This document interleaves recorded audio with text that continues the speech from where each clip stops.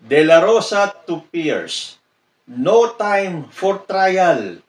Junk Raps versus Sara Duterte. Alam nyo, tinatanong ko minsan ang sarili ko, saan kaya kumukuha ng kapal ng muka itong si Senator Bato de la Rosa? Wala na siyang pakialam kung ano ang tama o mali, basta madepensahan lang ang kanyang amo. Magandang araw po sa inyong lahat and welcome back to my channel. Pagpasensyahan nyo na po yung aking sinabi. I don't usually say words like this, pero talaga namang magtataka kayo. Hindi lang naman kay De La Rosa yan kundi doon sa mga ibang senador na talagang kahit wala pa sila o hindi pa nila naririnig ang ebidensya, wala pa yung impeachment trial, para sa kanila, acquitted na kagad si Sara Duterte. Na kahit na pinuputakti na sila ng comments ng ating mga kababayan, wala silang pakialam.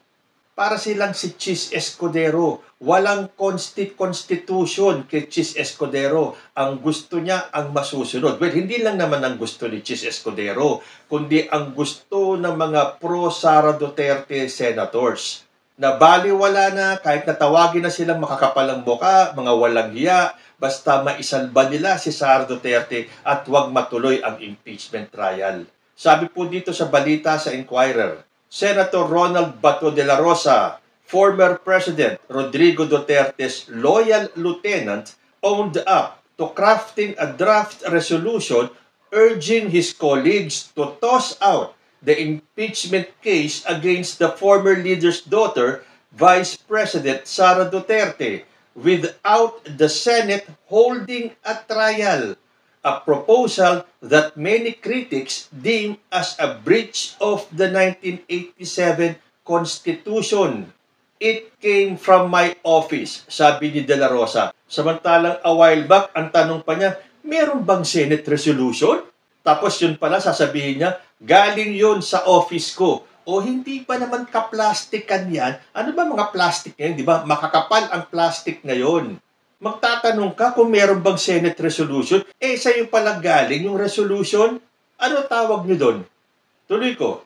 When asked what prompted him to seek the dismissal of the impeachment case ahead of the convening of the Senate Impeachment Court, ang sabi ni De La Rosa, just read the resolution. You will understand everything. That is very self-explanatory. O totoo yan, kahit na kami mga ordinaryong mamamayan, kahit hindi namin basahin yung resolution na yan, intindi na namin. Intindi namin na gusto nyong ibasura yung impeachment case laban kay Sara Duterte dahil may mga itinatago kayo. Natatakot kayong malaman ng publiko, ng buong Pilipinas at ng buong mundo kung anong mga katiwalian, kung anong mga katarantaduhan ang ginawa ninyo. May iwasan nyo ba tuloy ang taong bayan na magtanong, bakit ganyan na lang ang inyong pagtanggi sa impeachment? Hindi kaya meron kayong hati o kung ano man ang ibig nilang sabihin? Talagang self-explanatory ba to? Alam namin, intindi namin, kuhang-kuha namin. Natatakot kayong malaman ng buong Pilipinas at ng buong mundo kung ano ang totoong ginawa ni Sara Duterte. Na yung mga ibinibintang sa kanya ay lahat puro katotohanan. Dahil kung hindi, tulad ng sinasabi niya na handa naman daw siyang harapin ang impeachment trial niya, bakit ngayon pinipilit ninyong ibasura? Ayaw nyo kasing lumabas ang katotohanan. Tama ba yon? Kayong mga senador na pinagkakatiwalaan ng taong bayan, kayo pa ang unang-unang haharang sa impeachment na to. Na dapat ang trabaho nyo ay dinggin ang impeachment, hindi harangin. Na paghahalata kayo masyado, ikaw at ang mga katulad mo, isa na dyan si Amy Marcos. At ngayon niya sinasabi pati si Chis Escudero. Dahil bakit ba may lalabas na ganitong picture ni Chis Escudero? Sino ang mga kasama niya? Mga DDS. So magtataka pa ba naman tayo kung bakit ganito ang ginawa ni Chis Escudero sa impeachment case ni Sara Duterte? Sabi pa ni Bato, whatever you read there, that is my stand. So, with or without the trial, talagang desidido si Bato de la Rosa at sigurado akong hindi lang si Bato de la Rosa. Dahil nung sinasabi ni Bato de la Rosa ito, yung tungkol sa resolution niya, sino ang katabi niya? Si Amy Marcos na panising-nisi lang.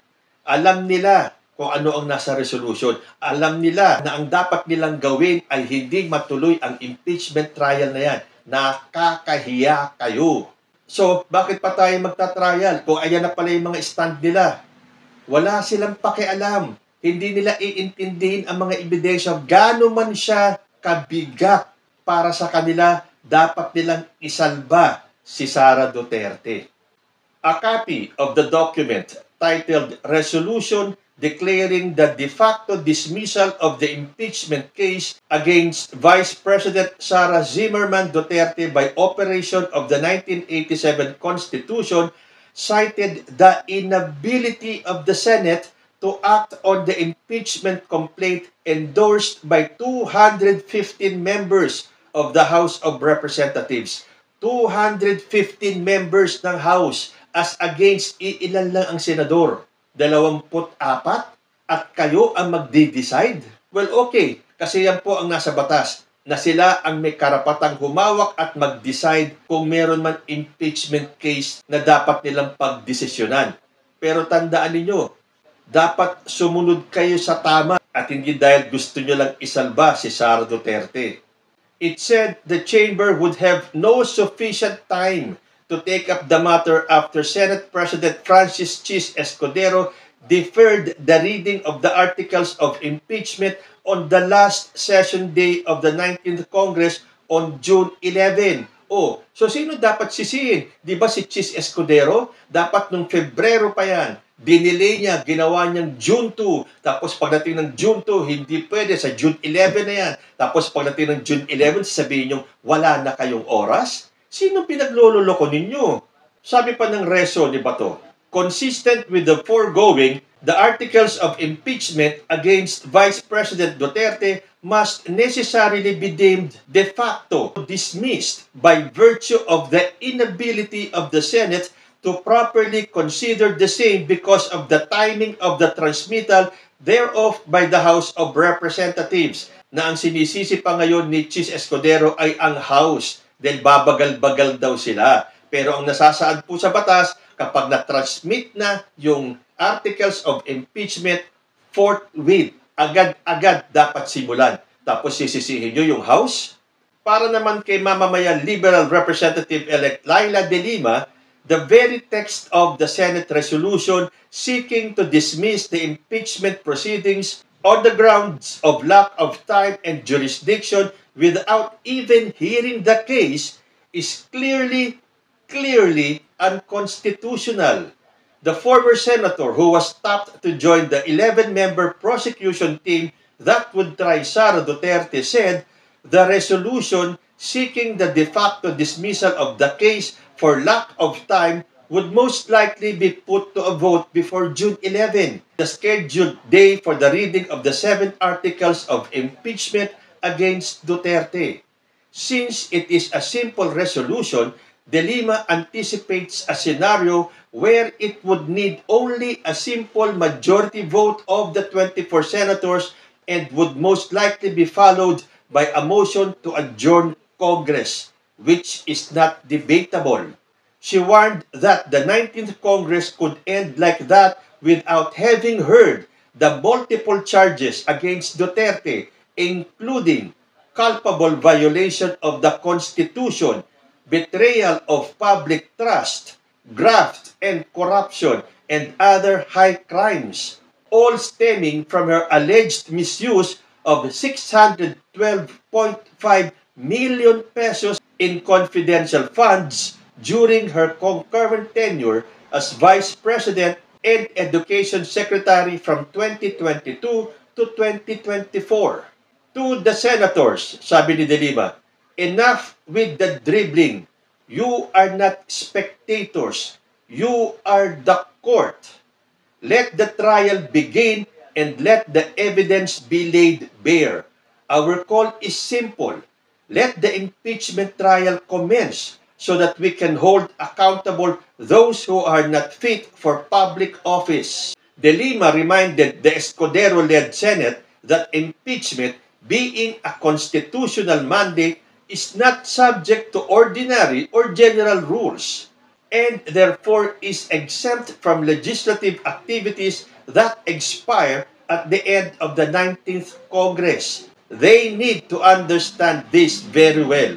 Because if they still do things to stop the impeachment, they are violating the Constitution. Alam naman na po natin, Chis Escudero, wala pong constitution para sa kanya. Dahil meron po silang sariling ginawang constitution na papabor kay Chis at sa mga senador na gustong ipabasura ang impeachment case ni Duterte. As simple as that. Pagmamayabang pa ni De La Rosa, I already have the number. So, ganun pala talaga yun. If you have the number, wala nang trial. O di sige, kung gusto ni De La Rosa ng number, dahil they have the numbers, the people have the numbers. Million po ang numbers namin. Kung ikukumpara sa 24 na bilang ng mga senador. Para naman kay Senator Alan Peter Cayetano, na isa rin abogado, he and his colleagues must comply with the constitutional provision mandating them to serve as senator judges of the Senate Impeachment Court. Pakinggan nga po natin itong sinabi ni Senator Alan Peter Cayetano na kilalang isang solid ally ng mga Duterte. Walang choice ang Senado. Walang choice ang Senado.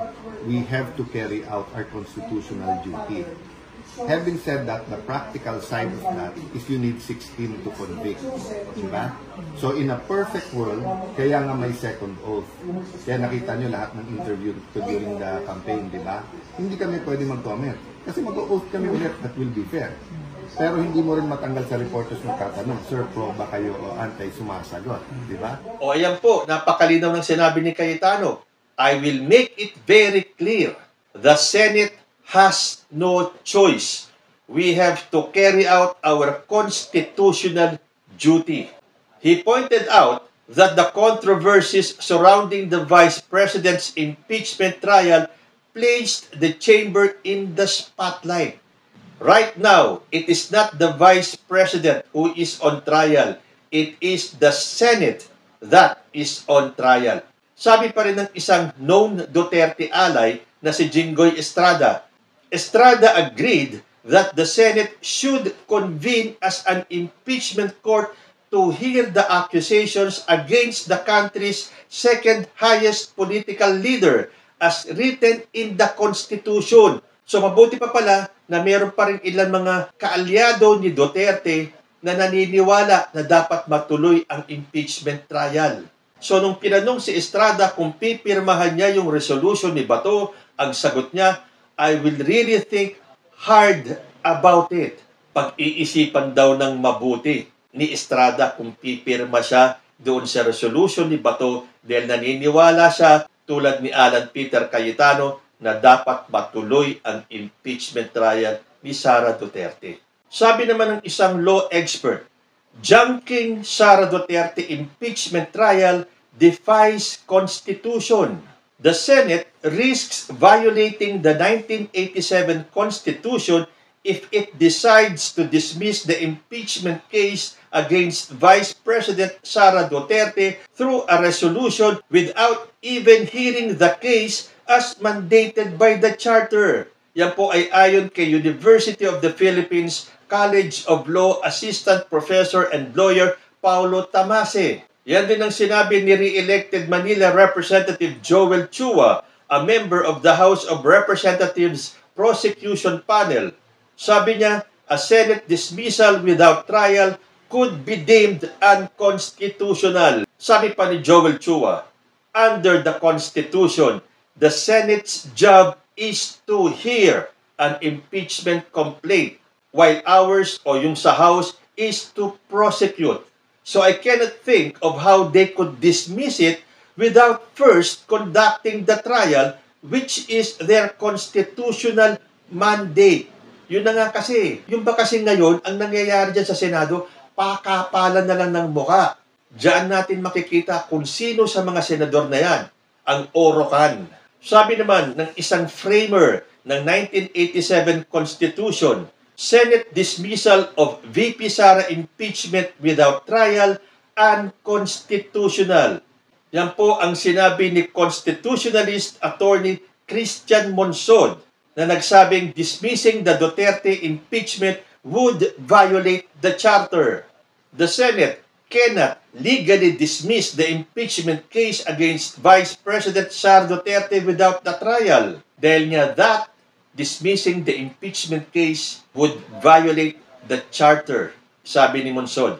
That is because under the Constitution, it is the duty of the Senate to hear the case. So that's not hearing the case when you entertain a motion to dismiss. O, napakasimple naman siguro intindihin yun. Ang trabaho nila is to hear the case. Paano mo didinggin kung i-dismiss mo kagad?